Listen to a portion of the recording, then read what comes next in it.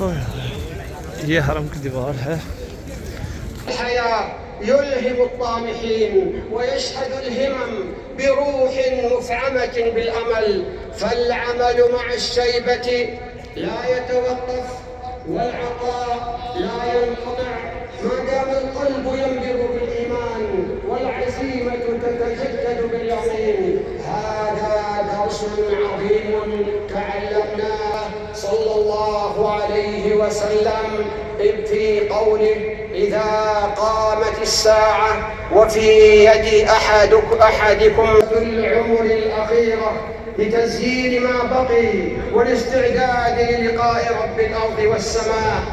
ومن الجدير بالذكر أن الشيبة لا تعني الاستسلام للضعف ولا الانعزال عن الحياة، بل هي بداية لمرحلة جديدة تتوهج فيها الحكمة وتفيض بالخبرة ونضج التجربة.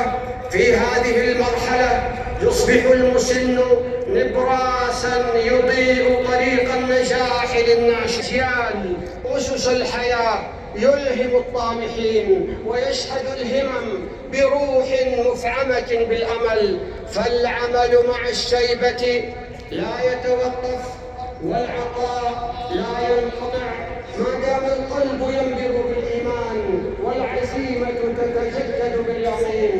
هذا درس عظيم تعلمناه صلى الله عليه وسلم في قوله: إذا قامت الساعة وفي يد أحدكم فسيلة فليغرسها. أقول قولي هذا وأستغفر الله العظيم لي ولكم ولسائر المسلمين من كل ذنب فاستغفروه إنه هو الغفور الرحيم. الله أكبر.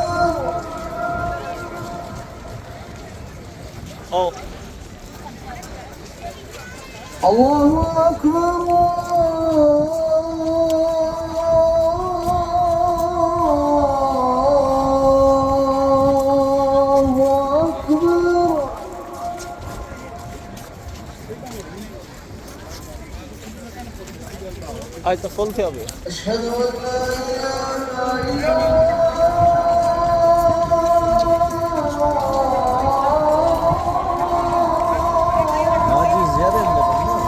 हाँ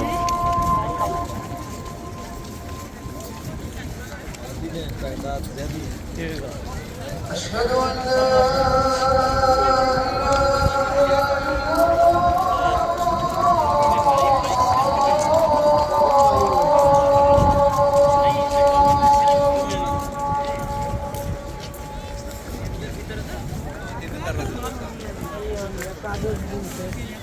أشهد أن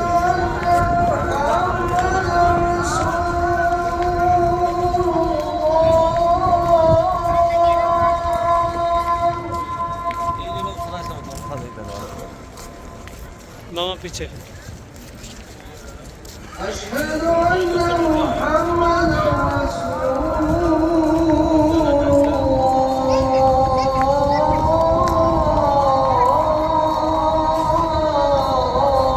पानी और पे पानी खा